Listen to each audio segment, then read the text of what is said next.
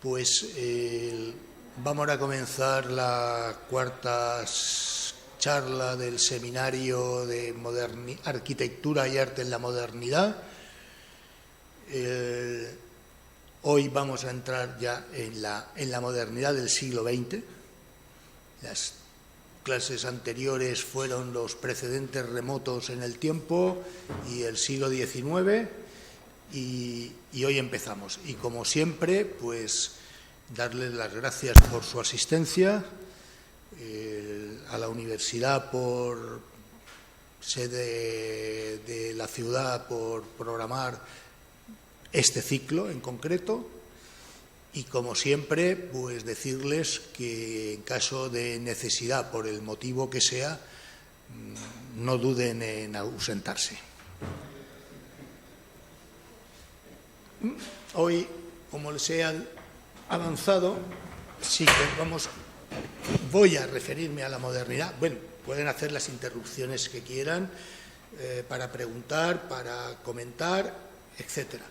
Porque luego, a última hora, a mí se me pasa el tiempo y tenemos que cortar, o corto, porque además parece que a las 9 es la hora de salida de aquí. Y como alguna vez les he aclarado, bueno, pues la imagen esta que hoy vamos a ver en el objeto real de la unidad de habitación de Berlín, esta imagen es la alegoría de la arquitectura que en tiempos fotografié cuasi clandestinamente en la finca Peñacerrada en Mutxamel. Digo cuasi clandestinamente porque yo en mis primeros tiempos entraba a Peñacerrada de manera clandestina con el beneplácito del jardinero que vivía allí en la misma plaza. Me decía, no, tú avísame, qué tal, que bueno, cuando no vengan los dueños, que no iban nunca, pues bien. Luego, creo que cuando he entrado oficialmente, creo que la escultura ya no estaba. No la tengo yo en mi casa. La tuviera, no lo divulgaría, pero sería un motivo de satisfacción. Bueno, las vanguardias en las artes. Empieza el siglo XX, de eso ya hace 100 y pico años, con las convulsiones. Acabábamos la charla anterior de hace un mes, me refería a las postrimerías de la ciudad industrial, a la aparición de la fotografía, cómo la pintura o la escultura, en definitiva las artes plásticas, han de tomar posiciones y buscar nuevos caminos. Y las primeras décadas, los años 10, previo a la Guerra Mundial, a la Primera Guerra Mundial, durante la Guerra Mundial y con posterioridad, surgen las llamadas vanguardias del siglo XX. Hoy ya algunos autores hasta las califican de vanguardias históricas, lo que debe de producirle que los restos materiales, la osamenta de buenos de los programadores de las vanguardias se revuelvan en sus tumbas, donde estén, porque claro, eso de las vanguardias históricas, cuando estaban negando la historia, durante las vanguardias, estaban negando la historia, aunque evidentemente todos habían pasado por la disciplina académica, y el que no, y de aquellos, el que lo niegue, que levante la mano, porque la perderá, pues bien, eran combativos, y de ahí pues incluso el nombre de las vanguardias, un nombre militar, un nombre de avanzada, las avant-garde que decían los franceses, porque buena parte de los manifiestos se publicaron en Francia, se escribieron en Francia, o en los momentos revolucionarios, 2 años o 2 años y medio, tras la Revolución Francesa, la Revolución Soviética, que potenció el nuevo arte en entonces la Unión Soviética, que duró menos que un pastel a la escuela de un colegio, como ustedes bien saben. Bueno,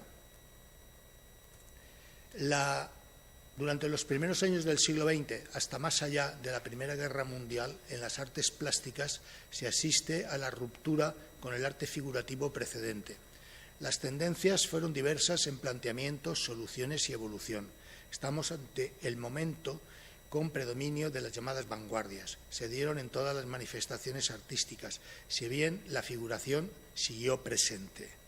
La arquitectura con las vanguardias tuvo existencia propia, si bien muy vinculada a las artes plásticas, se fue materializando en manifestaciones diversas.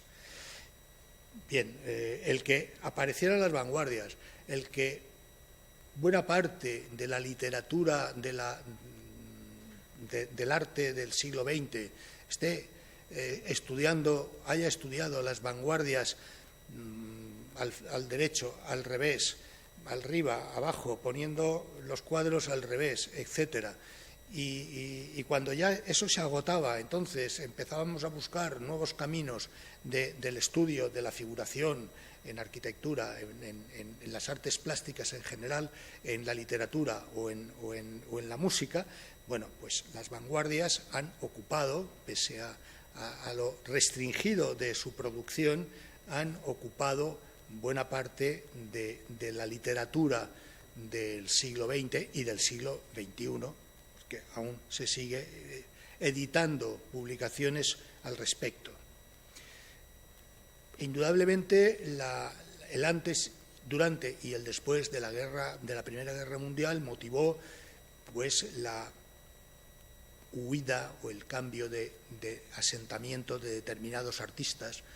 Los rusos que se vinieron hacia la Europa occidental, durante la guerra que se refugiaron en Suiza, el mismo Lenin estuvo en Suiza, hasta el famoso tren que con el auxilio de los nazis lo llevaron los nazis aún no, los Kaiser lo llevaron a Rusia, pero el dadaísmo nació en el Café Voltaire de Zúrich, auspiciado por artistas que se habían refugiado en Suiza aprovechando la condición de país neutral.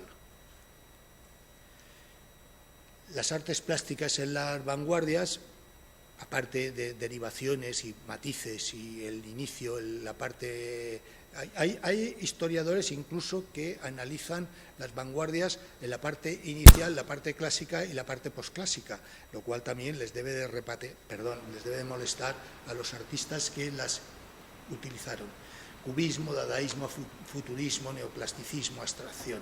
Eso pues llevado a escuelas locales, escuelas bien en Rusia, bien en Europa occidental, el neoplasticismo fundamentalmente en Holanda, pero también con ramificaciones o corrientes de tipo neoplástico en la Unión Soviética, ya no en Rusia, sino en la Unión Soviética. Tengamos en cuenta que Kandinsky, al que la literatura del arte de las vanguardias le atribuye ser el creador de la primera acuarela abstracta, allá por el 12 o 13, siempre antes de la Primera Guerra Mundial, dejó Rusia porque le interesaba más venirse a la Europa occidental. ¿Qué criterios podía obtener? Pues no lo sé. Bien, en cualquier caso, pues genéricamente los llamados sismos se caracterizan por su beligerancia evidente en la oposición a las artes figurativas tradicionales e históricas. Son las llamadas vanguardias, nombre sin duda con referencia bélica y militante. Estar a la vanguardia, delante, en primera línea. Sus aspectos teóricos quedan expresados en los llamados manifiestos, también por su rápida evolución y en distintas ocasiones por el distanciamiento de numerosas capas y estratos sociales. Bueno, este año 2023 se cumple pues el segundo bicentenario de las pinturas negras de Goya, pintadas en su casa, como atribuyen muchos historiadores del arte o muchos teóricos del arte, Goya le dan el origen del arte moderno a Goya, y de hecho, pues buena parte de los pintores franceses de mediados del siglo XIX y de las siguientes décadas se inspiran en Goya. Manet tiene 2, 3, 4 pinturas. La maja desnuda de Goya sirve a que Manet pinte la Olimpia, por ejemplo, y el torero. Bueno, esto es un dibujo que escaneé de un Babelia del dominical, el Babelia de los sábados del País de hace ya bastante tiempo, que se ve al artista ante un cuadro blanco y las imágenes amontonadas y que tiene de fondo, y en definitiva lo que le está dejando en éxtasis es el fondo blanco del suelo. Si hablábamos hace un momento de la influencia de Goya en el arte del siglo XX, pues hay que hablar también de Picasso. Picasso supera su etapa azul, su etapa rosa, y hacia 1906, 1907, si no me fallan 1907, pinta este cuadro titulado Las señoritas de Aviñón, nombre que toma de la calle de Aviñón en Barcelona, donde pues había un lugar de citas, etcétera. No tiene nada que ver con la ciudad de Aviñón, Francia. ¿Qué hace que está además considerado esta pintura, está en el MoMA? Esta pintura la ve en la foto torcida porque es una foto robada en el MoMA, donde por otro lado nadie te tira los perros de caza porque fotografíes las pinturas. No se les ocurra ir al MACA de Alicante porque la cuidadora de sala les perseguirá y no les dejará hacer una foto. Pues, bien. A mí me entusiasman las fotos robadas por la foto robada, claro. Esta no tenía ningún encanto, nadie me dijo nada de la foto. Y como les he dicho en ocasiones anteriores, prefiero siempre enseñarles fotos, sobre todo en arquitectura, porque me permite fotografiar interiores que me resulta más complicado encontrarlas en los manuales de arquitectura. Bueno, el cubismo, con todo, nunca abandona la representación de la figuración. Picasso se siente influido por las pinturas negras, por las esculturas negras, por las máscaras negras de la negritud africana, que están llegando con la colonización de los países de la geografía africana, están llegando a Europa o ya habían llegado. Picasso y los cubistas se sienten pues en esos ojos rasgados. En el cubismo les da introduce la cuarta dimensión, la tercera ya la tenía la escultura, y el reto a partir del neopositivismo de la ciencia del siglo XIX era que se incorporaba el tiempo. Y el tiempo permite, pues es uno de los factores que nos permite comprender la arquitectura. Nos movemos con el tiempo en la arquitectura, en el interior, en el exterior, y la vamos reconociendo. Las vanguardias de la década de los 10, tanto el cubismo como el futurismo, intentan representar en el plano no solo las 3 dimensiones, sino la cuarta dimensión. El giro. Los cubistas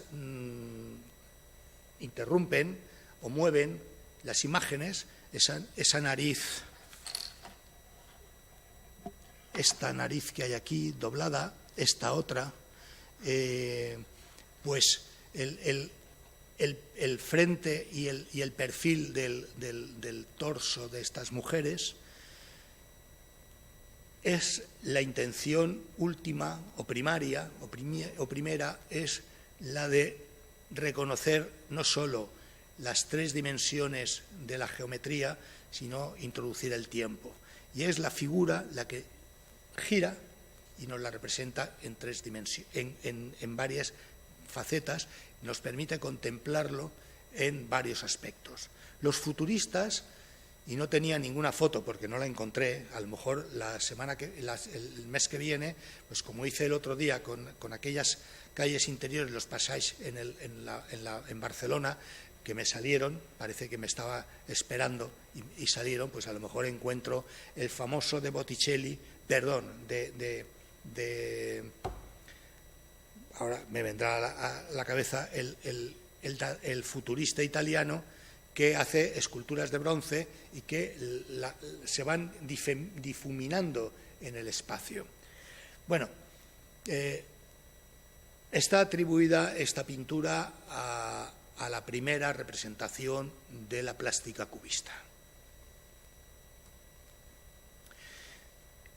Otro vanguardista del momento es Matisse, coetáneo del Picasso de ese momento, que se introduce con esta pintura que llama la danza, todo movimiento, en el fauvismo, con tintas planas, colores casi los básicos. No recurre al rojo, al azul y al amarillo porque lo matiza, pero esta pintura se encuentra en el Hermitage y es todo movimiento. Bueno, otra pintura de Picasso es esta, también, como he dicho antes, no abandona la figuración, la representación figurativa, es reconocible siempre algún elemento, pues en este caso, sin duda, un paisaje industrial, como veíamos también en la última etapa en la etapa de los pintores del final del siglo XIX, que se introducen en el mundo industrial, que era lo que era novedoso. Y aquí, pues bueno, aquí la paleta aquella más colorista de las señoritas de Aviñón ya vuelve a la paleta más propia del cubismo central que practica tanto Picasso como Braque, de tonos terrosos, tonos grises, al margen de la utilización o de la descomposición geométrica de los elementos con los que pinta.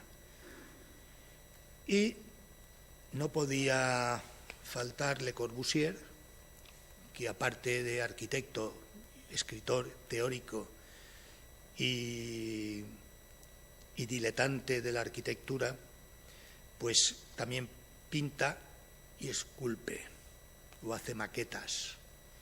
Este cuadro, dentro de esa línea cubista, pues volvemos a lo mismo, a las gamas cálidas, terrosas, grises, negros y elementos perfectamente reconocibles. Picasso o Braque recurren al collage para ponernos la cabecera de los periódicos, o recurren a que reconozcamos el violín, y Le Corbusier, pues la botella, el vaso, la guitarra, etcétera.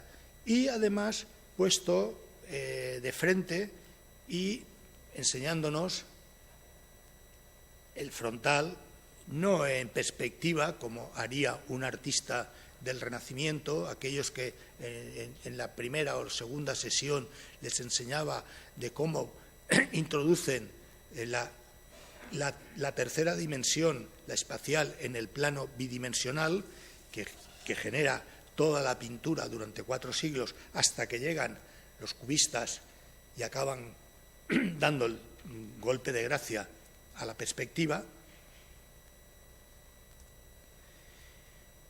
Y otra escultura que está en el museo, en el Instituto de Arte de Yale, pero que no recuerdo quién es el autor. Una escultura cubista, insisto, en el que aparecen los planos frontales, las cabezas giradas, el saliente, etcétera, etcétera. Una pareja, pero enseñándonos distintos aspectos de una misma figura, sin que tengamos que darle la vuelta como haríamos en una escultura clásica o académica. Y llegamos a la abstracción más radical, a Malevich con el suprematismo, pues el suprematismo lo define hacia 1915 en otro manifiesto. Manifiestos estaban al orden del día. El más prolífico haciendo manifiestos era Marinetti con los futuristas y los surrealistas con André Breton, que se despachaban a gusto escribiendo. Y en 1915 pinta la serie de cuadros negros sobre fondos blancos. Cuadros negros porque si este es un cuadrado negro sobre un contorno blanco o sobre un fondo blanco, pues también pinta dentro de esta serie, en vez de un cuadrado, un círculo, en vez de un cuadrado, un rectángulo, en horizontal, en vertical, una cruz, superponiendo la horizontal y la vertical, en definitiva, la cruz que utilizaría una farmacia, pero en tonos, en color absolutamente negro. Y el propio Malevich, pues, riza el rizo 3 años después en cuadro blanco sobre fondo blanco. Claro, sin duda no es el blanco lechoso, el blanco absoluto, porque si no, sin duda no podría contrastar esos dos tonos y en definitiva estamos viendo que son tonos blancos amarillentos. Este cuadro también lo tiene el MoMA y en cualquier caso el propio Malevich llega a una descomposición de diagonales en este cuadrado que se van interfiriendo entre las diagonales, entre estas líneas oblicuas, crea un despiece geométrico. Bueno, Mondrian es un holandés de los Países Bajos, o Países Bajos, mejor dicho, que asume también la descomposición de la geometría y de la abstracción. Mondrian no llega a esta composición por mero capricho. Mondrian, como otros muchos artistas, el propio Malevich, primero llega a la abstracción para, en las últimas décadas y años de su vida, vuelve a la figuración, incluso retratándose él figurativamente. No sé, hace unos años en la Fundación Juan March de Madrid hubo una exposición dedicada a Malevich y se veía esa trayectoria. Bueno, lo mismo que Picasso, cuando se satura de cubismo, entra en una etapa que es la etapa neoclásica, también eminentemente figurativa. Bueno, Mondrian llega a la abstracción por una elaboración de su trabajo. Y primero es un artista, un pintor absolutamente figurativo que va depurando, que va abstrayendo los elementos, que tiene una serie dedicada a cómo va variando la geometría y la abstracción de los árboles, y llega a esta composición, que es una de varias similares, donde lo que predomina es la geometría, los espacios cerrados en sí mismos, y como no sabe cómo titularlo, pues lo llama, así como era fondo blanco sobre fondo blanco en las pinturas de Malevich, que es el único que hace, así como en la pintura negra ya se ha comentado lo que hace, pues hacia 1914, esta en concreto es la composición número 14. Tiene la 15, tiene la 16, todas girando sobre estos mismos criterios. Y además, pues lo llama sencillamente composición. Aprovechando, hago un inciso.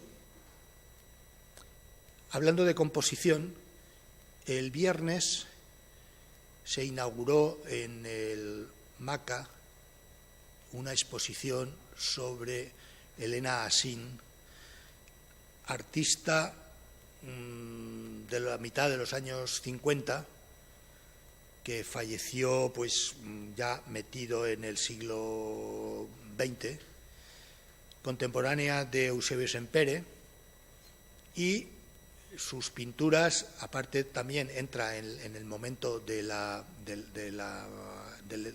trabajo generado por ordenador, en la escuela aquella o la computación que hubo en la Universidad de Madrid con IBM y el ordenador, en el que Eusebio Sempere también participó, y varios de las pinturas de Elena Asín se llaman simplemente composición. Es una composición, no tiene duda, es decir, no cabe duda. Los artistas del Renacimiento daban Venus y el amor o Marte y la guerra. Podrían haber llamado composición, aunque fuera Virgilio debatiendo con Dante Alighieri en la Divina Comedia. Bueno, composición. Y esta es otra composición, donde ha introducido el color. Los artistas de aquellas décadas de hace 100 años recurren a los colores básicos, blanco, negro, que no los llaman colores, los llaman el color y el no color. El blanco es el color y el no color es el negro, o la luz y la no luz, y los colores básicos. En aquel momento estaban absolutamente interesadísimos en el color básico, era el amarillo, el rojo y el azul ultramar, con el que podían manejar toda la paleta, teóricamente. Y era el resultado de la descomposición de la luz en el prisma, de la luz blanca, de la luz natural en el prisma.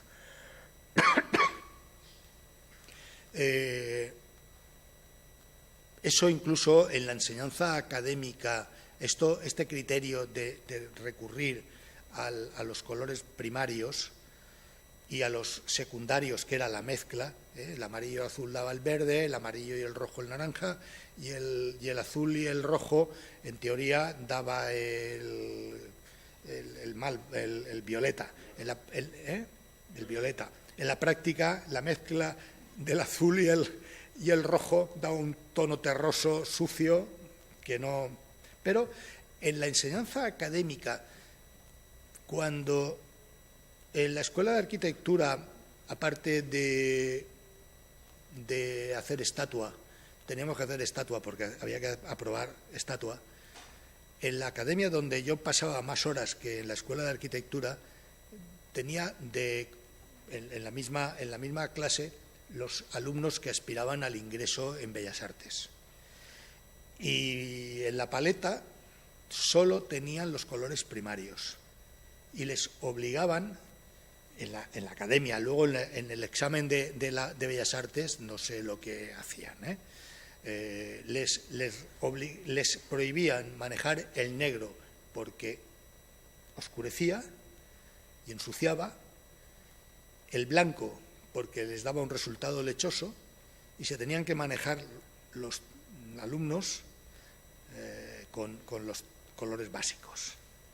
Insisto que, no sé, en el examen de Bellas Artes no sé lo que utilizaban, aparte de la... Bueno, Mondrian, el anterior era de Mondrian, también, composición la que sea, está en el MoMA, creo, o en el Yale, y esto es de Mondrian, sigue evolucionando. Aquí llega a un fondo blanco, teóricamente no lo es, porque está matizado, y utiliza los colores primarios, porque el negro quizás puede considerar que sustituye azul, amarillo y rojo. Pero vuelve a la composición geométrica o descomposición geométrica de líneas horizontales y verticales, como en la pintura anterior, donde recuadra el fondo, recuadra la tela y marca con blanco o con los colores primarios algunos campos. Esta pintura, pues, cuando lleguemos a la próxima lección la volveré a poner, porque si me acuerdo, quiero decir, y les hable, si es que les llego a hablar, del plan parcial de la playa de San Juan que proyectó Juan Guardiola Gaya, en el que, aplicando los criterios de la arquitectura del movimiento moderno, hace una planta donde los bloques están ordenados en horizontal y en vertical. Eso era el plan parcial. La realidad es otra, más patética. O sea, más patética. Yo creo, a fin de cuentas, lo de Juan Guardiola Gaya era lo que había aprendido en la escuela aquella que creó la administración de central, y que tanto él como García Solera estuvieron asistiendo a los cursos, etcétera. Bueno, la planta es esto, y la influencia del recorrido solar y los edificios más altos, más alejados, para que las sombras arrojadas no estorben a los inferiores, y marcar unos hitos con las torres que situó en la avenida de la Costa Blanca. La especulación arruinó todo eso. Bien, seguimos con Mondrian, con lo mismo, esos planteamientos abstractos, y llegamos al neoplasticismo de otro holandés, Rydberg, que había aprendido la arquitectura después de ser carpintero. Y bueno, volvemos a lo que los cubistas querían materializar en 3 dimensiones, en el plano, en 3 dimensiones. Él lo hace como una escultura, es una silla, simplemente lo llama silla, obviamente y evidentemente es una silla, en el que utiliza la gama de grises y la madera. Yo hice la foto, pero no me atreví a sentarme por si acaso me llamaban la atención, pero les puedo asegurar que la otra pieza llamativa, icónica de Rydberg, es la hamaca o el sillón, y el sillón, no, una hamaca, en el que me senté y creo que no me podía levantar. Ese lo llama silla butaca roja, roja y azul, porque los planos de madera están pintados, los pintó de rojo y azul. Bueno, llegamos a la Unión Soviética con el constructivismo de la Unión Soviética, que fue de aportaciones muy valiosas, de breve duración temporal. Duró desde la guerra civil, rojos-blancos, Lenin, la muerte de Lenin y la aparición del estalinismo acabó con las vanguardias soviéticas. De hecho, en la obra de estos señores es escasa en los museos de Moscú o de Leningrado, no, de San Petersburgo. Leningrado pasó también a la historia. Bien, eran años de efervescencia, donde además había, aparte de los manifiestos que escribían, la opinión pública se manifestaba a favor y en contra. En 1913, Stravinsky estrena en París La consagración de la primavera. Según nos cuentan, en el teatro de los Campos Elíseos, que como bien saben ustedes, como se llama así, pues no están los Campos Elíseos, sino que está apartado de los Campos Elíseos. Según nos cuentan, causó tal impresión el estreno, con partidarios a favor y en contra, más numerosos los de en contra, en el que tuvo que intervenir la policía para separar a los contendientes, y también parece que las butacas volaron por el aire. No lo pude comprobar porque en 1913 yo no era nadie. Bueno, Tatlin dibuja esta pieza, que es el monumento a la Tercera Internacional. Es del año 1900, la dibuja y hace alguna maqueta entre 1920 y 1921. ¿Por qué a la Tercera Internacional? Porque la Tercera Internacional es la que marca el momento histórico de la ruptura de la socialdemocracia con la aparición y la fundación de los partidos comunistas, fundamentalmente en la Unión Soviética. En realidad, lo que planteaba Tatlin en este dibujo era una ciudad, en este aspecto, de 400 metros de altura, superior a la Torre Eiffel, que en aquel momento era el hito más significativo, porque ni los rascacielos que veremos en Chicago en aquel momento alcanzaban esas alturas. Y es una ciudad en el espacio donde pretende meter pues todos los usos que acarrea una ciudad. Hay alguna maqueta. Esta es del Museo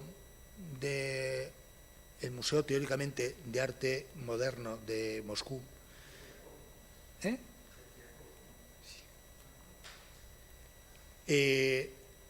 No es muy buena, bueno, aparte de que ya les he dicho muchas veces que ustedes reconocerán mis fotos porque son malas o peores, y siempre les he dicho que lo que me interesa eran las mías porque me ha permitido patear el lugar. Si la parte de abajo está sobre la peana y no he hecho mejor, es porque me iba ocultando de las funcionarias postsoviéticas que vigilaban el museo. Y como pueden comprender ustedes, no estaba dispuesto a que me enviaran a Siberia. Ahora supongo que será peor, y no por el frío. Y esta otra maqueta, hay 3 o 4 maquetas que yo haya podido leer por ahí. Esta está en el Pompidou. Aquí tampoco no me iban a mandar a ningún sitio. En todo caso, me hubieran mandado con una copa de champaña en la mano, pues me hubiera ido muy alegre. Bien, ven que detrás de todo este entramado metálico hay un cubo, la esfera no se ve y el cilindro, no se percata la esfera, pero Tatlin lo que intentaba era materializar las tres figuras geométricas básicas que tanto le interesaban a Le Corbusier y que luego me referiré. Y cada una de ellas se iba a desarrollar una actividad distinta. Bueno, el futurismo, que les he hablado antes, era Baea el que lo materializó, el corredor en una escultura de bronce, no más alta que esta, la que yo he visto en algún museo. También hay varias copias. Bueno, esto es su casa. Esto sí que lo saqué del País Semanal, me parece, y es su casa, lo que hoy es su casa museo que tiene la hija, ¿no? Y bueno, se hace su casa y su casa es su obra es su propia casa, o su casa es su propia vivienda. Aquí un altillo que genera, pues dada que es una casa de final del siglo XIX que da unas alturas generosas libres, pues permite el altillo, etcétera, etcétera. Y con esa introducción a las artes llegamos a la pintura, perdón, a la arquitectura moderna, en el que me voy a referir a Adolphe Loos como un protomoderno. También la charla anterior vimos algo de Adolphe Loos, el purismo de Le Corbusier, Bauhaus y Walter Gropius, neoplasticismo Rivet, del que les he enseñado la silla esa para no levantarse, y el expresionismo. Bueno, sí, de Adolphe Loos yo les enseñé el American Bar, que está en una de estas calles. Pues no sé si puede ser quizás esta, la que sale de aquí, alejándose. A mi espalda está el Palacio Imperial, que tenía más aceptación de fotógrafos retratando el Palacio Imperial que la Love House, como la llaman ahora, porque en realidad son los almacenes Goldman. Bueno, en realidad, perdón,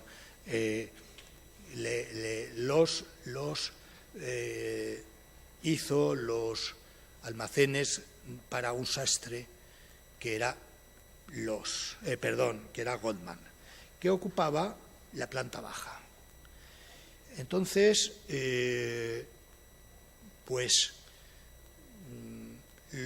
Loos, en ese momento, estamos hablando de 1910, cuando proyecta y construye este edificio, pues como pueden observar, hay un cierto clasicismo. La base, el cuerpo principal y el remate de la triple partición de la arquitectura clásica, desde los griegos clásicos hasta el neoclasicismo del siglo XIX o del siglo XX. Y además, pues con materiales lujosos, como los aplacados de mármol, pero ya simplifica y elude pues la utilización de más molduras. Las ventanas no las utiliza, no las recerca de nada, como harían sus contemporáneos de academia o que siguen la línea académica. Y como dice Álvaro Siza, pues cuando hay que poner las ventanas en una fachada, dice Álvaro Siza que Loos proyecta de dentro hacia afuera. Y este es el zócalo, este de aquí, donde está utilizando esos materiales pétreos que en la fachada pueden ser aplacados, pero indudablemente las columnas son sólidas y son macizas de mármoles del lugar. Este es el interior del vestíbulo de la entrada a las viviendas, donde, pues, como pueden ver, está utilizando los mismos pétreos, como se puede ver aquí, de mármoles lujosísimos, la utilización de la descomposición de la parte cenital para la utilización de las luces, de la luz eléctrica. También recurre a lámparas elementales, de figuras elementales, la esfera en este caso. Y ya Loos en su obra sigue avanzando. Tenemos la casa Steiner, donde ya ha renunciado a los mármoles, está utilizando los enlucidos y los enfoscados y está pintando de blanco las fachadas. La ventaja de ir en invierno a Viena era, aparte de pasar frío, era que los árboles no tenían hojas. Les había caído y ya la foto no la saco tal como se veía. Y en Centroamérica, en Centro Europa, Austria y fundamentalmente en Alemania y en Berlín, hubo tradición de concursos de arquitectura que consistían en encargar a determinados arquitectos unas determinadas piezas arquitectónicas. Bueno, estas piezas están, al menos esta, en un concurso en la colonia del Verbund. Verbund tenía amplia tradición en el mundo germánico, en Alemania y en Austria, de estudio de las artes, de todas las artes en su conjunto. Plásticas, diseño, telares y arquitectura. Adolf Loos, en esa colonia de la periferia de Viena, construye esta obra, donde es un cubo, donde no hay ornamentación, las paredes están pintadas de blanco, son planos absolutamente tersos, que, hablando del Hochhaus, las revistas de arquitectura reproducen y publican una foto de que esto, las ventanas y demás, era una alcantarilla y era la reja de la alcantarilla. Y se dice despectivamente que el emperador austriaco Francisco José II, que, como ustedes saben, duró varias décadas, pues se dice que rehuía salir por la puerta de palacio que daba a esta plaza para no encontrarse con esta casa. Bueno, seguimos avanzando y llegamos a Le Corbusier. Les voy a poner la Ville Savoye. Los dibujos son croquis de Le Corbusier, de las distintas bocetos de la Ville Savoye, que tienen un precedente en la historia, que es ni más ni menos que la obra de este.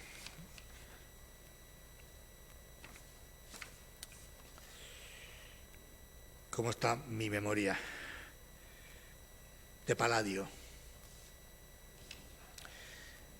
Le Corbusier, aparte de hacer su viaje a Oriente, aparte de producir mucho en lo literario en las primeras décadas de su vida construyó relativamente poco.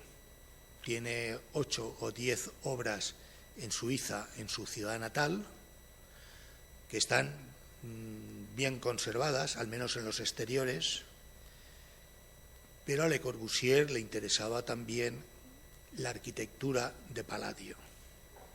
Y entonces pueden ver aquí la Malcontenta y pueden ver aquí la Villa Rotonda. ¿En qué le interesaba a Le Corbusier de estas villas de paladio? Pues el aspecto cúbico, la geometría cúbica y la geometría cúbica de Villa Rotonda. Además, en ambos casos, ambas construcciones están a cierta altura, sobre colinas, y para llegar a Villa Rotonda, pues hay que hacer este recorrido que nos va aproximando a la Villa Rotonda. ¿Dónde sitúa Le Corbusier? Bueno, lo sitúa donde tenía la parcela su cliente, pero en definitiva la Ville Savoye está también, aunque está ya cercada en una parcela menos amplia que la Villa Rotonda, también está en la cima de una ligera colina, de manera que nos tenemos que ir aproximando por este tapiz verde y contemplar la geometría donde aparecen los principios que va desarrollando de la arquitectura del purismo. El cubo, las ventanas longitudinales, la estructura portante exenta de los muros de carga de la arquitectura histórica, lo que le permitía generar estas ventanas corridas a lo largo de las fachadas sin interrupción por parte de la fenêtre en longueur que escribe Le Corbusier. Y recurrir, aparte del cubo, a estas otras figuras que nos están recordando, pues,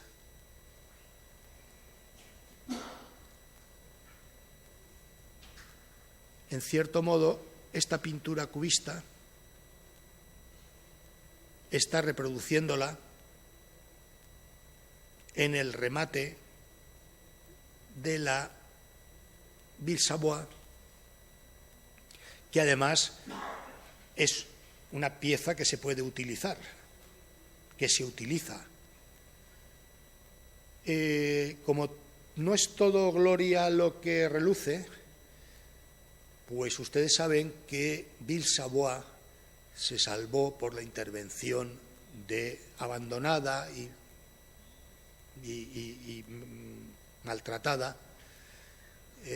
Fue el André Malraux, ministro del gobierno de Le Gaulle, el que la conservó. Claro, hoy se conserva porque es una fundación de estudio de la obra de Le Corbusier y tal.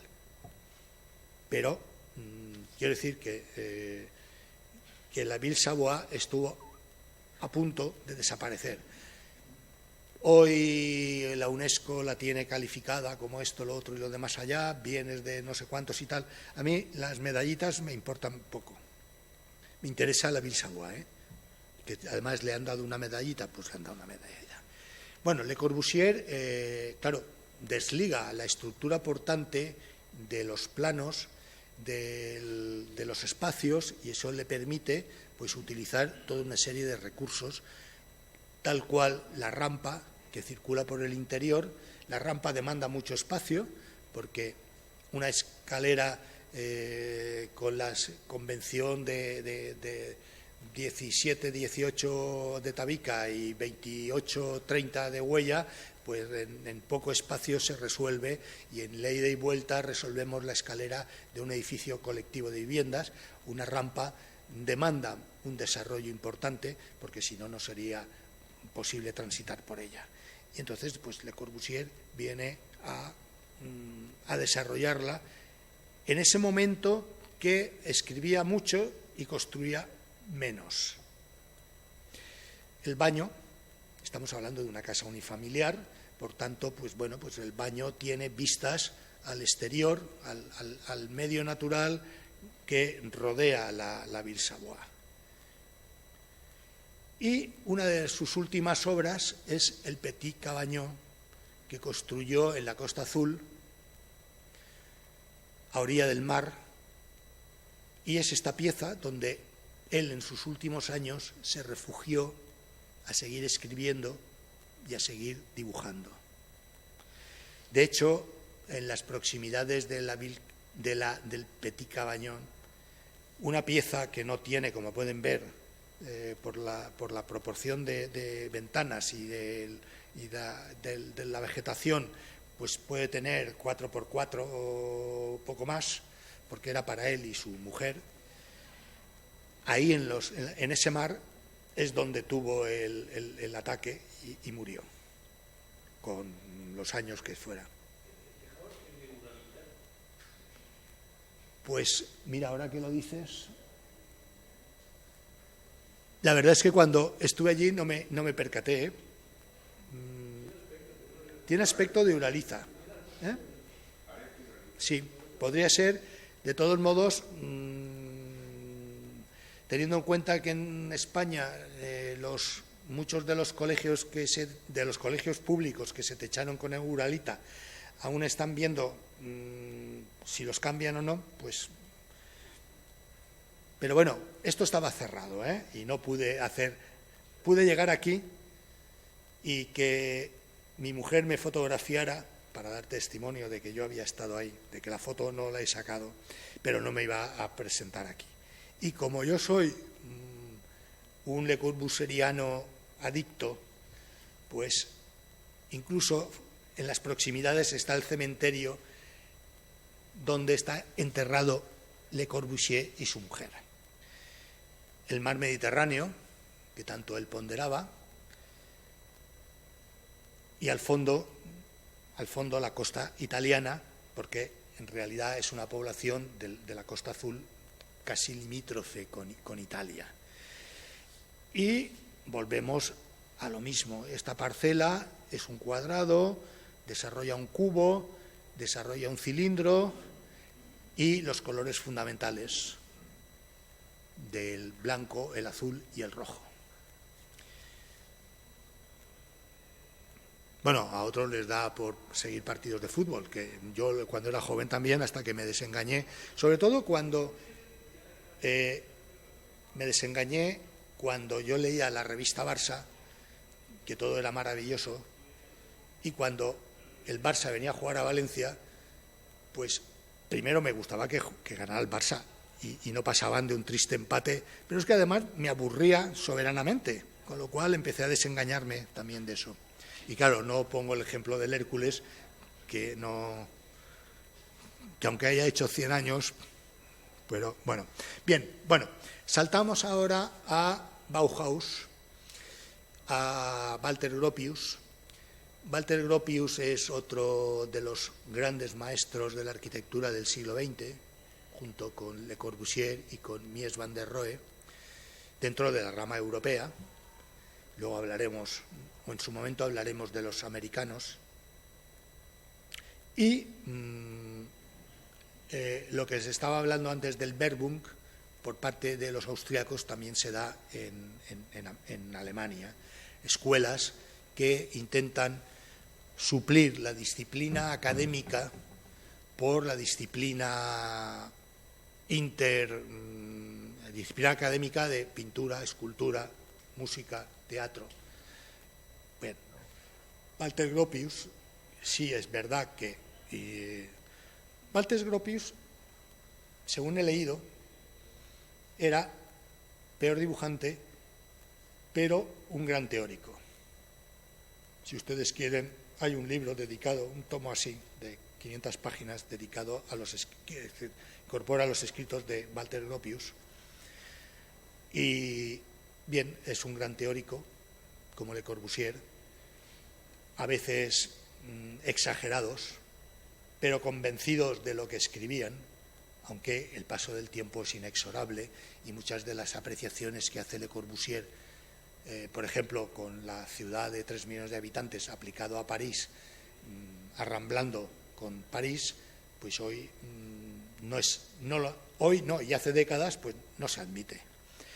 Bueno, esto es un primer diseño de lo que iba a ser el edificio. Bueno, la Bauhaus tuvo una trayectoria, no sé qué hora es, aún me queda rollo. Bien, se funda bueno, al hilo de las intenciones propias de los, en aquel momento todavía quedaban. En la clase anterior les hablé de la fundación de una escuela de una colonia para artistas en un estado alemán, cuando todavía no se había materializado al 100% la fundación del imperio alemán, ¿no? Una colonia para artistas.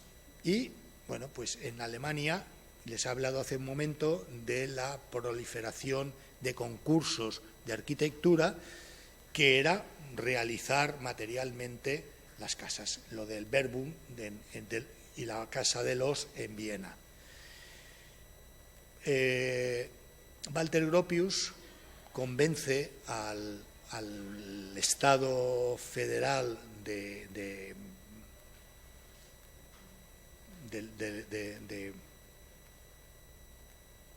Weimar, que era la capital después de la derrota del 18, y los convence para que le nombren director y unificar las dos escuelas de arte que había en Weimar. Y funda Bauhaus con una disciplina que atiende, con una enseñanza que atiende a todas las disciplinas y desarrolla los cursos de introducción, etcétera, etcétera, y al final es el curso de arquitectura. Pero los alumnos deberían pasar por enseñanzas del manejo de artes manuales, carpintería, cerámica, textiles. Se incorpora el teatro, en el que aparecen los grandes coreógrafos rusos.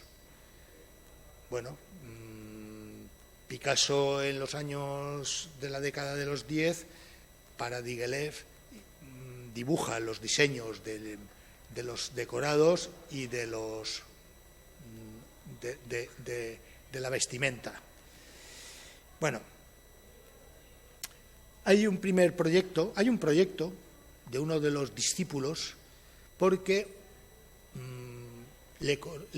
Walter Gropius está siempre reivindicando los materiales modernos: hierro, vidrio y enlucidos que, en cierto modo, bueno, el vidrio en aquel momento era caro, no tan caro como en la Edad Media, que no se utilizaba el vidrio, pero caros. Entonces recurre a manifestar su interés por el vidrio y, en especial, el bloque de pavés, que lo considera como un elemento constructivo. Bueno, pues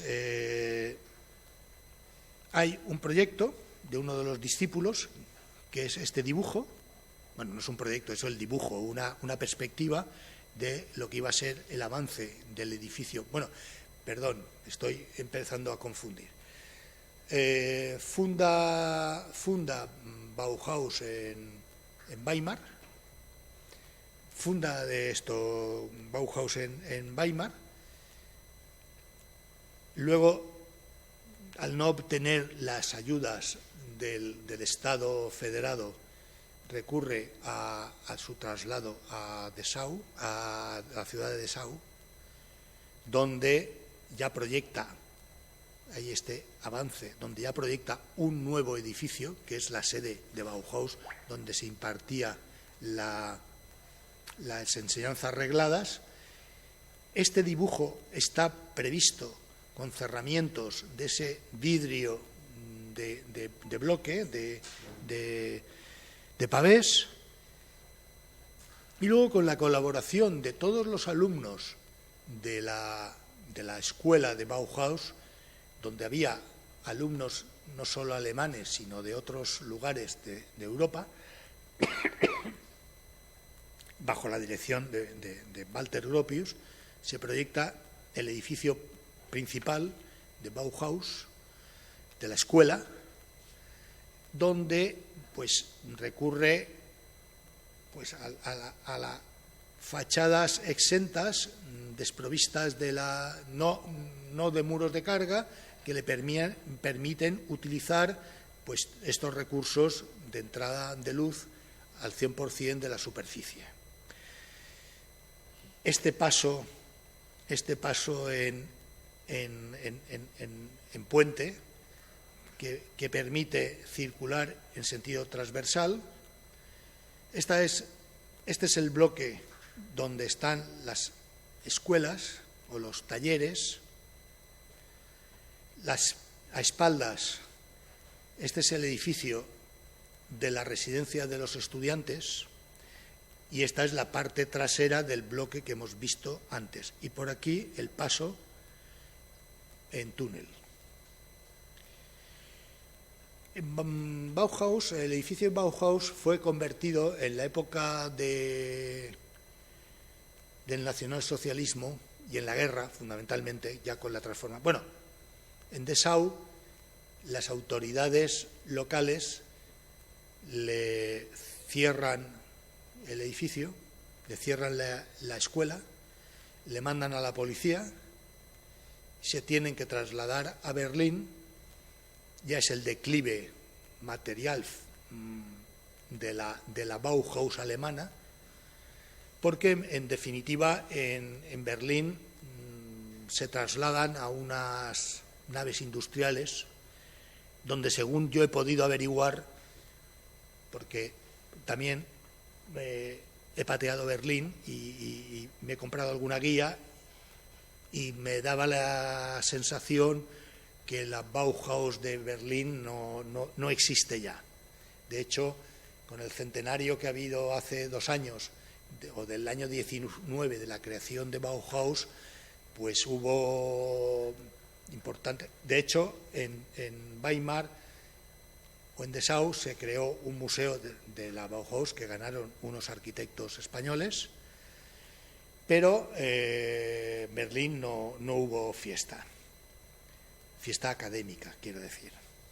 Bueno, los nazis convierten en la guerra la Bauhaus, aparte de cerrarla, porque consideraban que era un nido de comunistas, de rojos, claro, los nazis seguían escribiendo con letra gótica, y estos señores pues utilizaron otro alfabeto, que no sintonizaba con la tradición alemana de la letra gótica, etcétera.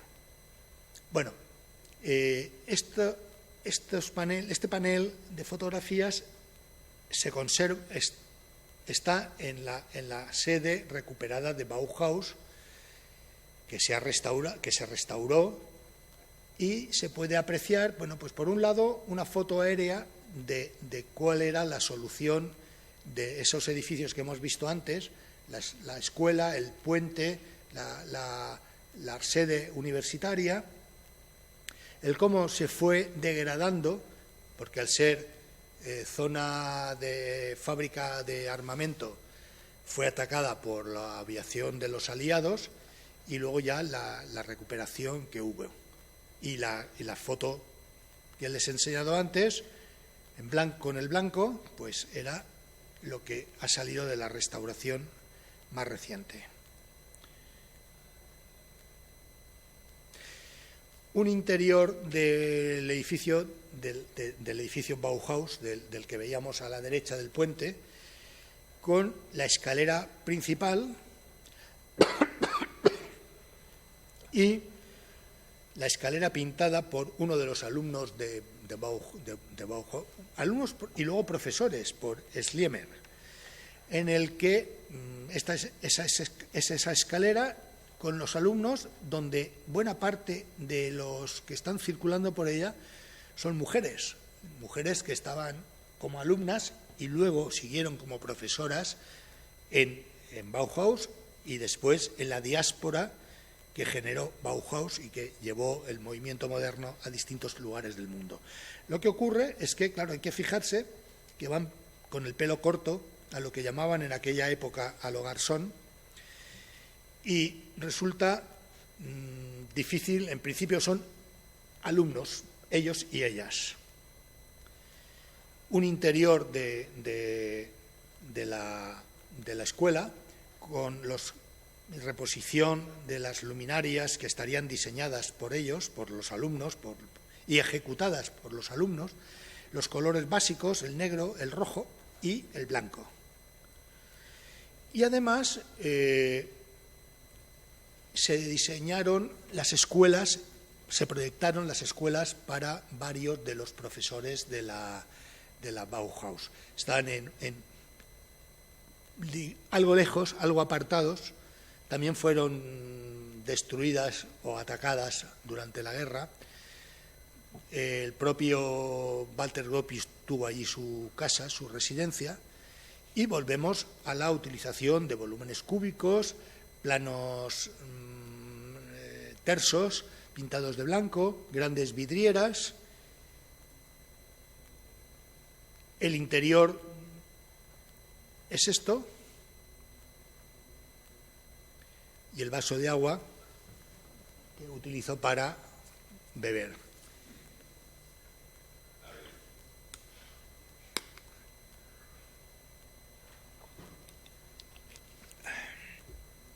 Bueno, damos otro salto. A Mies van der Rohe, el pabellón de Barcelona, de la Exposición Internacional del año 29 en Barcelona, que era el buque insignia de la República de Weimar en el mundo internacional. Se planteaba este edificio, cuenta la bibliografía, cuenta que el encargo a Mies van der Rohe le llegó muy precipitado, que lo tuvo que elaborar el proyecto en poco tiempo. Bueno, en cualquier caso, Mies van der Rohe, que además, si he dicho antes de Rydberg que procedía de haber sido carpintero y por tanto sabía ensamblar madera sin recurrir a tornillos, como los carpinteros históricos, pues tornillos de metal. Hombre, Alfonso, la cola de Milano, pero tornillos de Milán, de metal, y a ser posible apretando con máquina eléctrica. Bueno, Mies van der Rohe, su padre era cantero, por tanto conocía la piedra y había había trabajado con su padre y conocía el manejar la piedra. Bueno, el pabellón de Barcelona, pues ustedes pueden visitarlo porque, aunque se desmontó cuando acabó la exposición del año 29, luego la reconstruyeron siguiendo los planos, los pocos que había, pero detenidamente. Y Mies van der Rohe hizo un derroche pues, de unos pilares exentos de acero inoxidable, el travertino romano, y no sé si se verá, que supongo que se verá, el verde traído de África. ¿Le recuerda algo esto? ¿Le recuerda la composición de Mondrian? Bueno, pues Mies van der Rohe hace fluir los espacios. El que el interior y el exterior tengan continuidad. Estamos hablando de un pabellón, pero es que las viviendas que construye en ese momento para clientes que saben a quién le encargan, pues tienen ese espacio que se difumina, y esto es, pues esta es la alberca de aquí y esta es la que está en el otro extremo a la entrada. Sí, mande.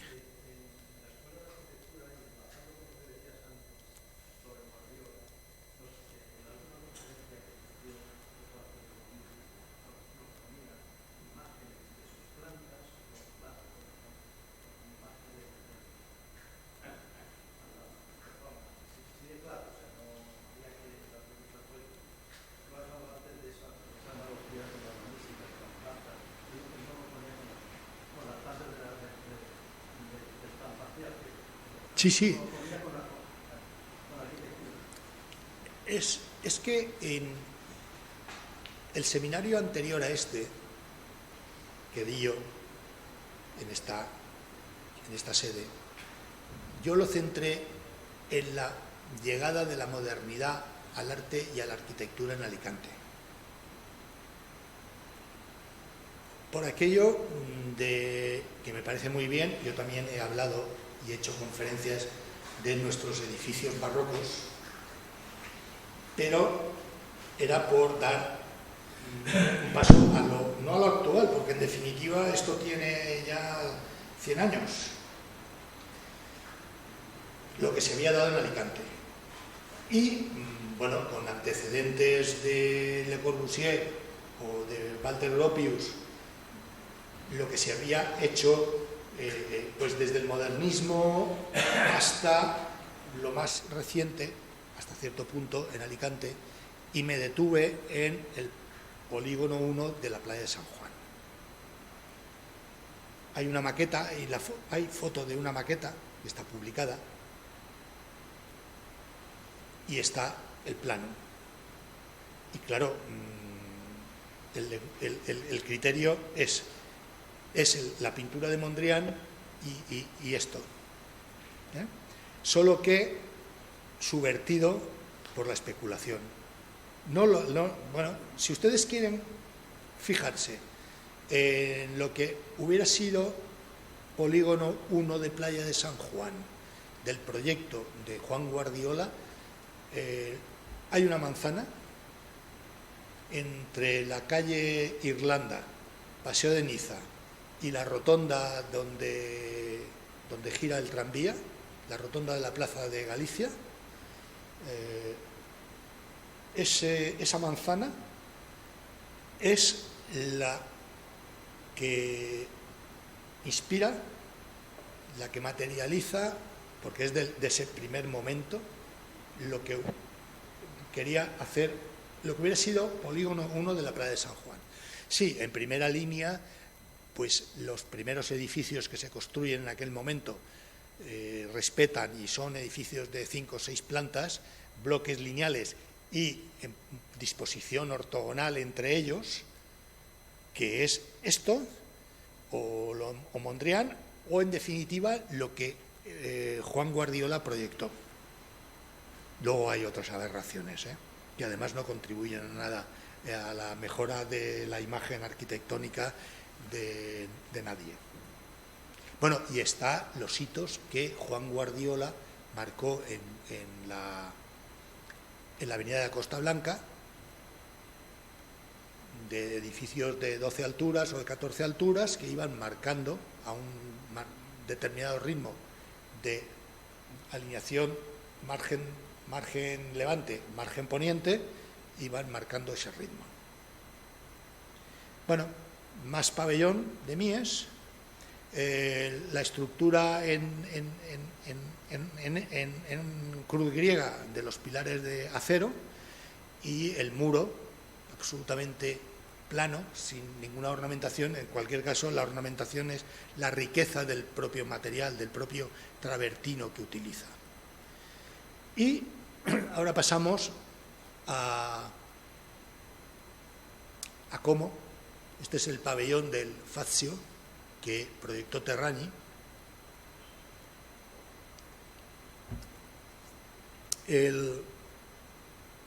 A diferencia del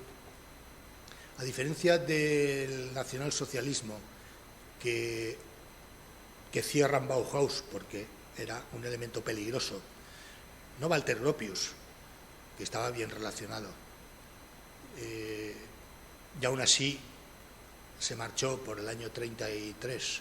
Mies van der Rohe es el que más aguantó y se fue en víspera del inicio de la Guerra Mundial, y es una de las cosas que le achacan.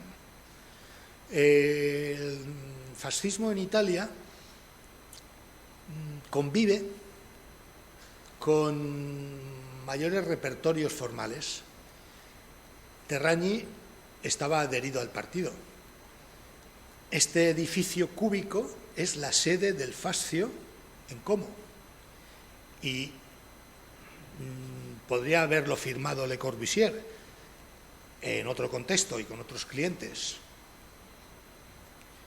pero Terragni, en la periferia, en la misma ciudad histórica, porque la catedral de gótica o románica está prácticamente a las espaldas de donde se hace la foto. Bueno, pues Terragni plantea este cubo, estos planos, estas dobles fachadas que articulan el plano delantero y que disimulan o que filtran lo que hay detrás, y lo pinta de blanco. Dos vistas más del edificio en distintos ángulos, porque es un cubo exento, y el interior que pude hacer de aquella manera porque, al menos cuando yo estuve por allí, estaba en manos del ejército italiano, y bueno, el soldado no hizo ascos a que hiciera la foto. Y el mismo Terragni pues hace una guardería infantil también en Como. Esto está más alejado ya de la ciudad histórica, pero con ese mismo criterio de utilizar pues volúmenes elementales, la estructura porticada de pilares cúbicos, el muro acristalado, etcétera. Estamos hablando de... bueno, y Terragni además murió en la Guerra Europea.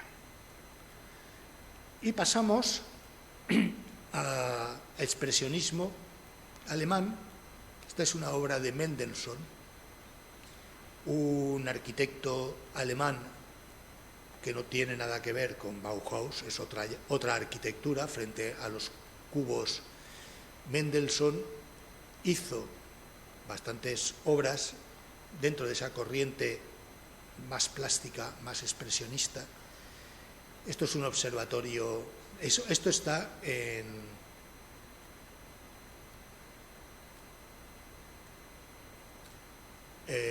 donde, ya me vendrá la memoria, cuando no lo apunto, es la Torre Einstein en el complejo astronómico que hay en Potsdam. Y bueno, detrás pueden ver otra cúpula de los telescopios. Bueno, pues Mendelssohn hizo esta pieza, que supongo que está restaurada, no por nada, sino porque el paso del tiempo deteriora.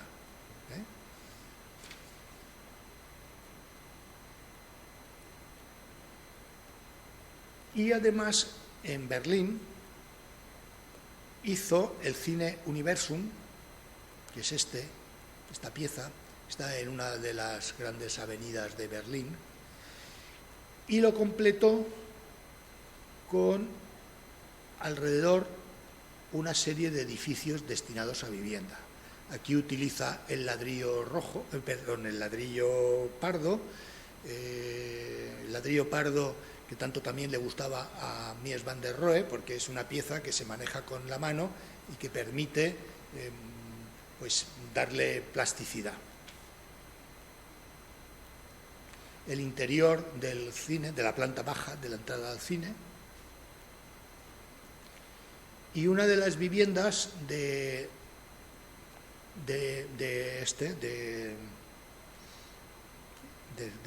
Mendelssohn, de las viviendas unifamiliares, de las que fui a visitar, que no de dentro, sino por fuera, y me llevé un tremendo chasco, porque claro, todas las fotos que yo veía en las guías de arquitectura estaban tomadas en la época de construcción, allá por los años 20, no había arbolado, o el arbolado no había crecido, y encima era verano y me tapaba todo.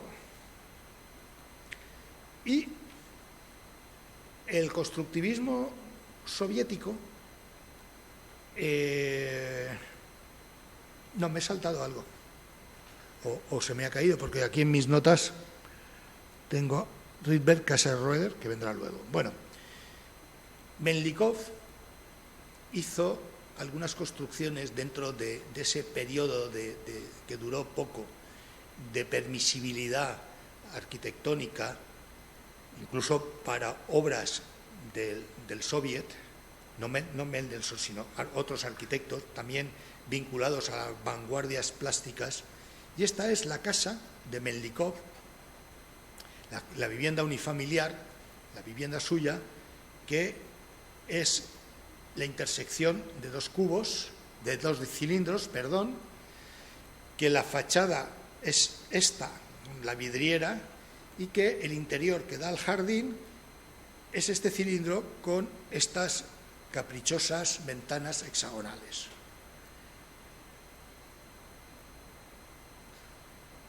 Arquitectura soviética, escasa, no sé ahora si la han pintado de otro color, dado los tiempos que corren. Otra pieza de la época del Soviet. Y llegamos, antes les he enseñado la silla martirio de Rydberg, la silla de tortura de Rydberg, y Rydberg para la señora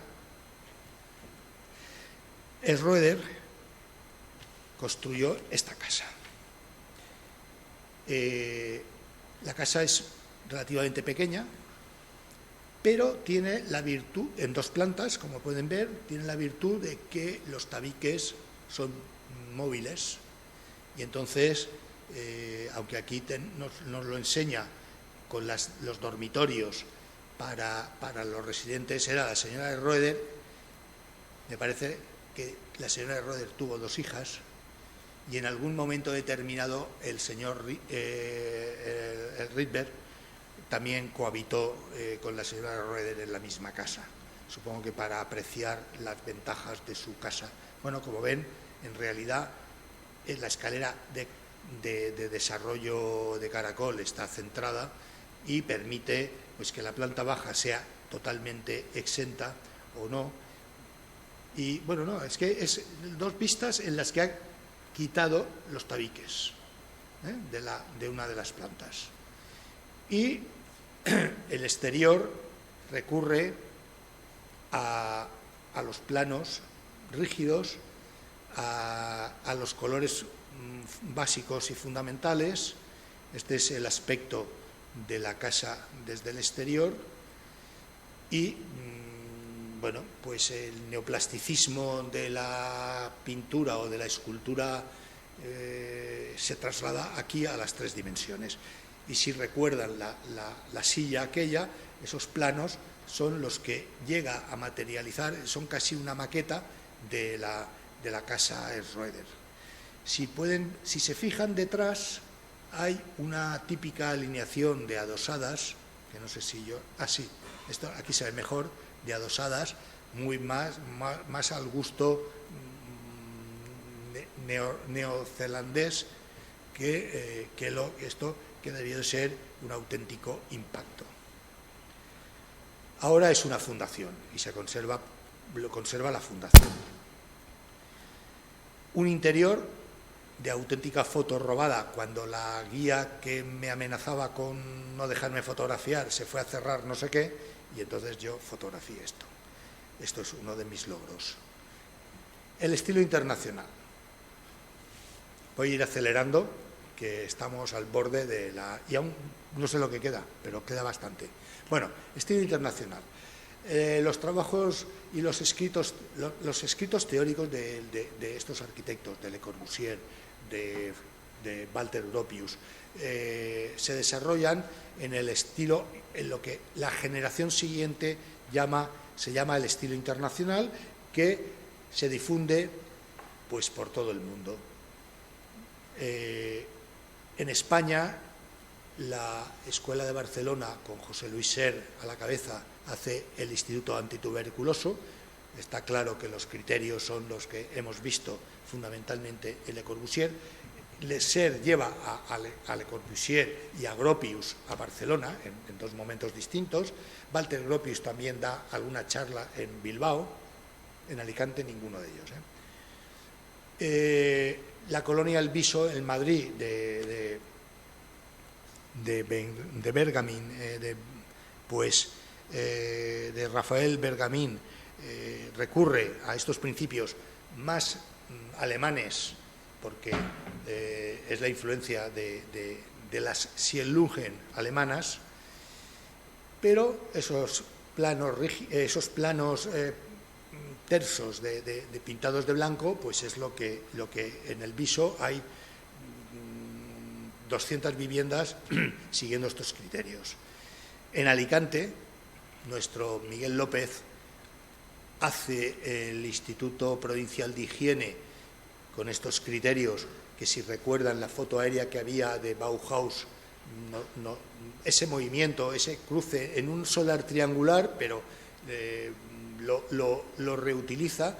El proyecto es anterior a la guerra incivil que tuvieron nuestros mayores en el 36-39, pero la obra se ejecutó con posterioridad, y entonces ese detalle se ve en el acceso de esta fachada, que no sé si yo he sacado, no he sacado, pero que pueden ver la decoración pétrea de los jarrones. Eso no estaba en el proyecto y se incorpora con la ejecución de obra. Bueno, el estilo internacional se extiende por todo el mundo, llega a Argentina, pero llega a Argentina llega a Estados Unidos con la diáspora de los arquitectos fundamentalmente centroeuropeos que se tienen que exilar primero en Inglaterra. Walter Gropius primero en Inglaterra hasta un par de años, luego ya salta a Harvard. Mies van der Rohe lo mismo. José Luis Ser en el año 39 también se va a Harvard. Luego les enseñaré la casa de José Luis Ser en Harvard. Esto es Argentina, y esto es de Bonet Castellana, que también sale como refugiado después o previo al desenlace de la masacre del 36-39 en España, y incorpora el lenguaje de lo que hemos visto a una ciudad receptiva como así fue Buenos Aires, donde británicos, ingleses y franceses trasladan su arquitectura. Las compañías de construcción del ferrocarril llevaron esas arquitecturas, y en Estambul también descubrí esta construcción. Todo no son mezquitas, en Estambul hay más mezquitas que turcos, pero también llegó el estilo internacional. La cuestión de la vivienda. Bueno, el siglo final, la industrialización mueve mano de obra del campo a la ciudad, genera problemas de todo tipo, de residenciales, de insalubridad, de epidemias.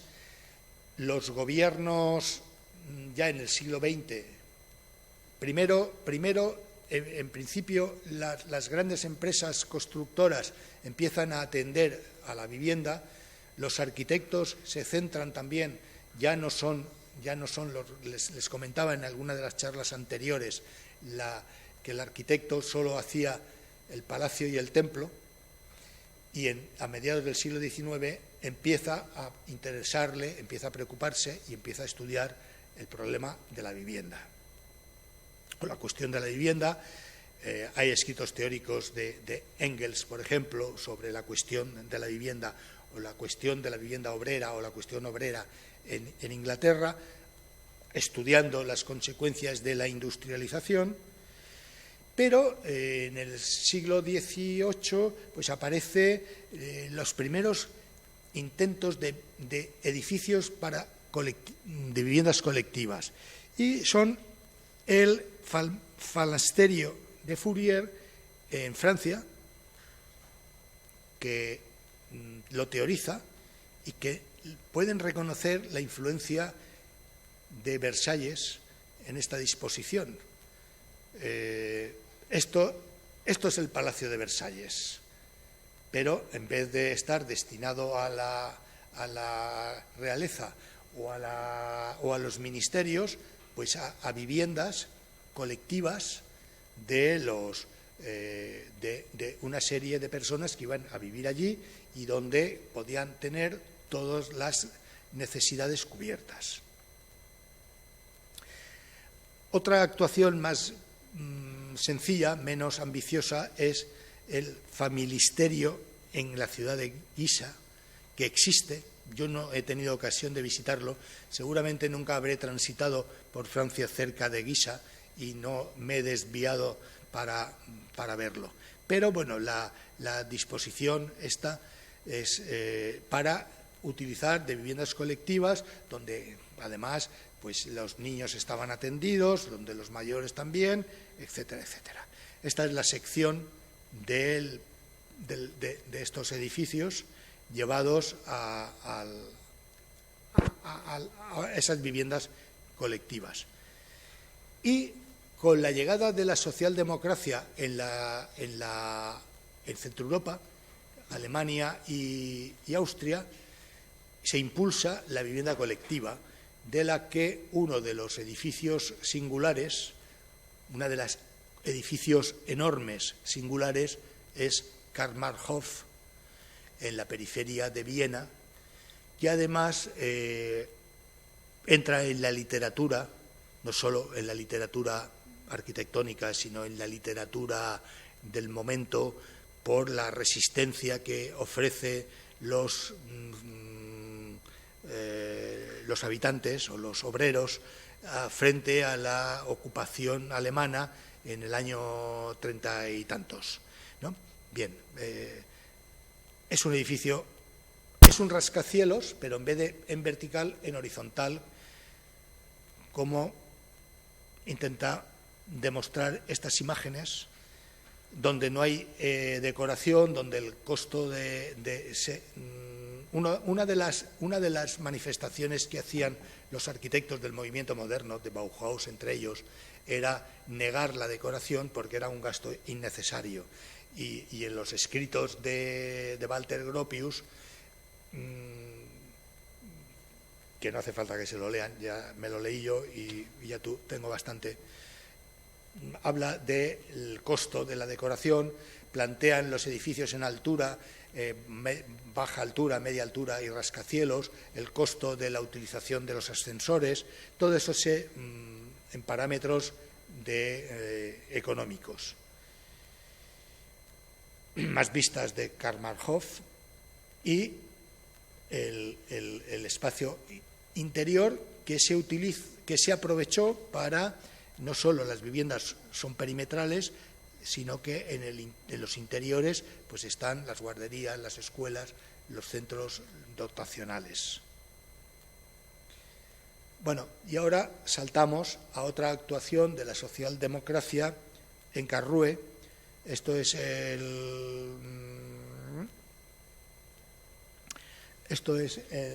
Darmstadt, una actuación de la socialdemocracia en la ciudad alemana de Karlsruhe, un proyecto en el que intervino Walter Gropius con otros arquitectos, y es del año 28-29. Recuerden el paso en puente de Bauhaus aquí se utiliza como acceso casi emblemático al interior, a la otra parte de las construcciones. Aquí ya hemos entrado y utilizamos pues los mismos recursos: planos elementales, ausencia de decoración, ventanas en longitud, en horizontal, cristalería, etcétera. Estamos hablando de viviendas de baja renta, ¿eh? No estamos hablando de la Ville Savoie, que pagarían lo suyo, ni del pabellón Barcelona con los mármoles extraordinarios que utilizó Mies van der Rohe. Y esto ya es una Siedlungen en Berlín, la de la Siemensstadt, que se empieza, esta es lo construyen, lo promueven los mismos,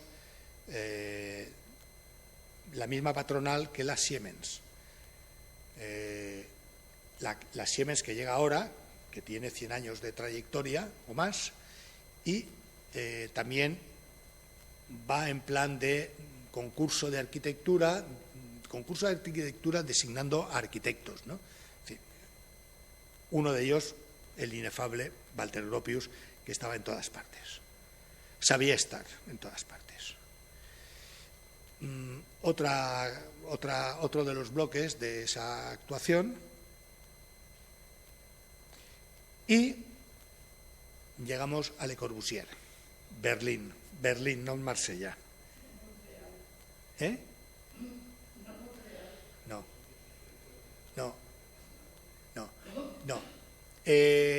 Siguiendo con esa trayectoria de los alemanes de convocar concursos de arquitectura, antes con la Werbung y después de la guerra, después del 45 en Berlín, que también habían hecho los concursos precedentes, en Berlín se convoca un concurso. Está el Hansa o el Hansa en la zona del zoológico, por ahí. El Hansa había sido un barrio donde había mucho residente de población judía que expropiaron los nazis. El centro de Berlín, el amplio centro de Berlín, fue ampliamente bombardeado primero por los aliados y después por los soviéticos cuando el asalto y la toma de Berlín. Y uno de los barrios que se había destruido era este del Hansa. Ahí se convocó un concurso internacional, una exposición, más que concurso, era una exposición de criterios, y se asignó a distintos arquitectos del momento la construcción de viviendas. Cada uno utilizó el criterio que quiso. Hay bloques en altura, los hay apaisados, interviene Álvaro Aalto, interviene Walter Gropius, distintos arquitectos franceses, distintos alemanes, y Le Corbusier le encargan un proyecto. Pero Le Corbusier no construye en terrenos de Hansa. Se va a las afueras de Berlín, próximo al Estadio Olímpico, en una colina, y construye la primera unidad de habitación había sido Marsella, donde experimenta todo lo que había teorizado acerca de la ciudad y del bloque colectivo, donde debiera haber viviendas en dúplex, en 2 niveles, viviendas a un solo nivel, la calle interior que sirve para los comercios, la calle interior que aquí sitúa a esta altura, en este nivel, que construye en hormigón armado, el hormigón que era cuando abandona la época purista de la Ville Savoye y las escasas viviendas que hizo por aquel momento, se reconvierte en el constructor del hormigón. Las viviendas, como se puede ver aquí, pues pinta de los colores elementales y, siguiendo la tradición de Le Corbusier de inspirarse también en las realizaciones de Palladio, por ejemplo, como hemos visto con la Ville Savoye, no solo construye en alto como la Villa Rotonda, sino que además esto está separado por las vías del metro, del S-Bahn, no del metro, sino del S-Bahn, de las instalaciones de la Villa Olímpica. Y la Vía Olímpica el estadio está articula dos ejes, siendo perpendiculares. Delante de la Villa Olímpica, del estadio, hay una gran plaza y uno de los ejes que cruza esa plaza viene a articularse con este bloque. Eso se ve sobre el terreno, y si tienen curiosidad de consultar el plano, el Google que nos lo chiva todo y nos detecta todo, pues lo pueden comprobar que es así. Bueno, este bloque, estas son las fachadas, algunas de las fachadas. Aquí, a diferencia de la unidad de habitación de Marsella, introduce más elementos con los que articular los huecos, pero bueno, en definitiva, estos son los dúplex, que es otra de las teorías de Le Corbusier, y que, como en la unidad de habitación de Marsella, son pasantes de la fachada anterior a la posterior, de tal manera que donde aquí hay doble altura, en la fachada posterior coincide con un solo elemento, y la doble altura de esta fachada se convierte aquí en una fachada sencilla. ¿Por qué? Pues porque mete los pasillos longitudinales entre la L esta y la L esta.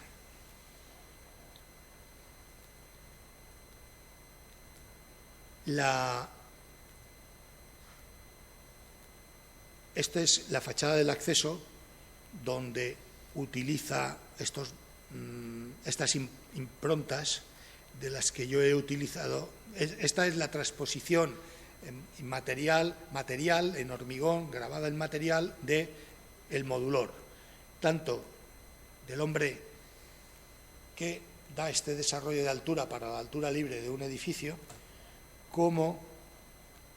así como el desarrollo geométrico de las proporciones del modulor. El interior del vestíbulo, porque por ahí se accede a los corredores longitudinales, que son estos, por ejemplo.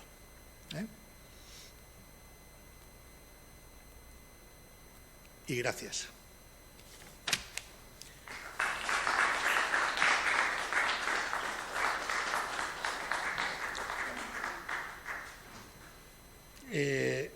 Aunque faltan 6 minutos, si hay alguna pregunta. En realidad, esa vanguardia es lo que está vigente actualmente, ¿no? O sea, que no ha habido nuevas inspiraciones. Perdón, espera un momento que como se está grabando.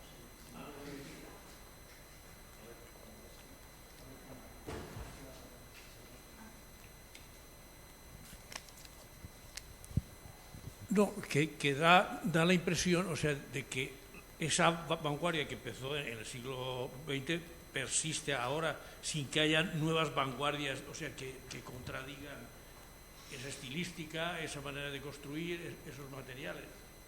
prácticamente estamos en esa actualidad.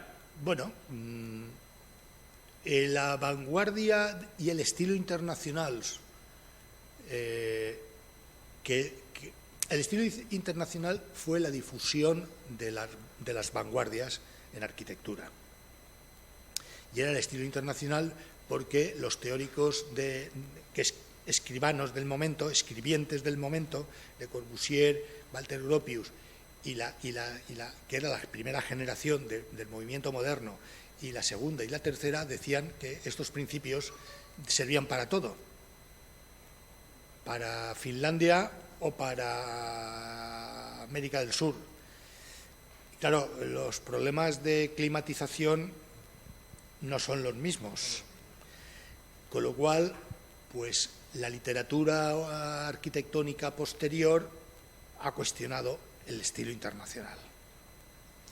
No los principios de la falta de decoración, la ausencia de decoración que revertía en la economía de medios y que permitió, por ejemplo, en un país como este, que somos pobres, aunque nos creamos ricos, generar los barrios de protección oficial de los años 50 y 60, se recurrió a los principios del movimiento moderno, porque si la normativa me permitía que no metía ascensores si no rebasaba tal número de plantas. Eso ya lo había discutido en los años 20, lo había razonado en los años 20 Walter Gropius. Si no pongo decoración, pues economizo, etcétera, etcétera, etcétera. Sí, eso, pero luego llega la crítica al movimiento moderno, la crítica en la crítica de arquitectura. Llega la crítica o aparece el posmoderno, que todo eso que hicieron los franceses, que tanto le gustó a Bofill, la parte que le tocó a él, que hizo sus cosas, pero que afortunadamente duró 2, 3, 5 años, porque era infumable. Pero sí que los arquitectos posteriores siempre arrancan de algo, y Álvaro Siza arranca de Le Corbusier, o de la arquitectura de ese momento, o de lo que hemos visto de la arquitectura del fascismo, la arquitectura moderna del fascismo. Claro, si uno va por Roma, o uno va por Nápoles, o uno va por Milán, también encuentra soluciones entre medias. Pero ojo, es que en España el movimiento moderno, el viso, debió de escandalizar en Madrid en los años 30. Digo Madrid pues no sé, la unidad, el antituberculoso de José Luis Ser en Barcelona, y José Luis Ser hizo más cosas. Bueno, sí, claro, todos arrancan, y Le Corbusier pone en alto sus edificios emblemáticos como la Villa Rotonda. Luego, todo tiene sus padres y proyectamos el futuro hacia nuestros hijos. ¿En qué se enclava? ¿El qué, perdón? Wright. Sí, es que se lo presentó en la última jornada. Sí, porque la última jornada es entre otras cosas, Europa, América, América, España. Europa, América, América, Europa. Por eso les he dicho antes, y les enseñaré la Casa de Ser, pero no, la Casa de Ser viene en la 5ª sesión, que será el día, ya en marzo,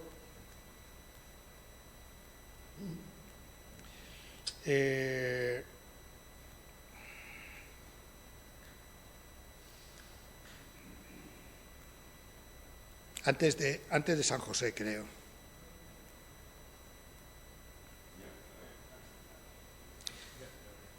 El día 20 de marzo, el día siguiente de San José. Y la parte, por ejemplo, de Chicago y todo eso, la parte de Chicago, sí, van Roder, van todos. Sí, claro.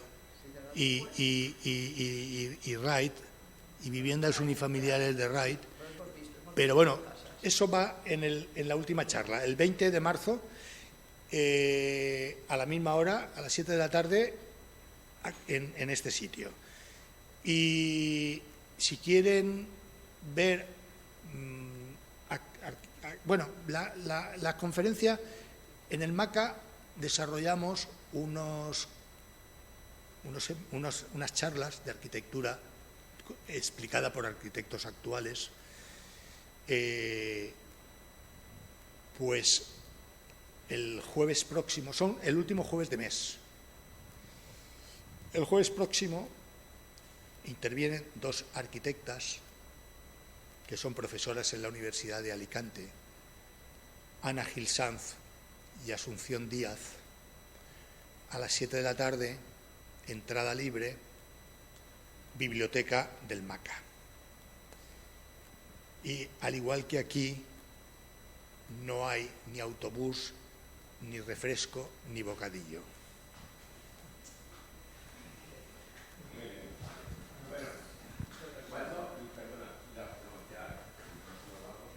¿De la Carta de Atenas nos vas a hablar alguna vez o no? Es que hay una parte importante del daño que todas estas cosas han producido en la arquitectura. Bueno, lo introduciré en el quinto seminario. Bueno, pues... ¿no? Sí, bueno, la verdad es que la Carta de Atenas es la teorización ya, pero ahí estaba ahí estaba también Le Corbusier. Claro, y Walter Gropius y varios españoles, entre ellos el aragonés, el del monumento a Goya. ¿Monumento a? Monumento a Goya. A Goya. Que no es un monumento, ya, que es hoy lo que dirían un centro de interpretación, es decir, un edificio donde poder estudiar la obra de Goya. Muy bien. Para terminar, hay una... En la exposición de Annie Albers, la mujer del artista de Albers, experto profesor de la Bauhaus, y luego en Bauhaus americana, se hizo una reflexión tanto en los contenidos de la exposición como en los artículos que salieron en torno a la exposición sobre el papel de la mujer en la Bauhaus, un papel absolutamente secundario, o sea, no voluntariamente, sino sí, señora, es lo que nos cuentan los historiadores, ¿eh? Es decir, no tenían acceso a determinados contenidos, y se dedicaban a tejer. Y bueno, entonces, para muchos, Annie Albers ha sido un descubrimiento, ¿verdad? No sé, quería únicamente hacer... Hay publicado un libro, es La mujer en Bauhaus. Muy bien, pues muchas gracias y hasta la próxima.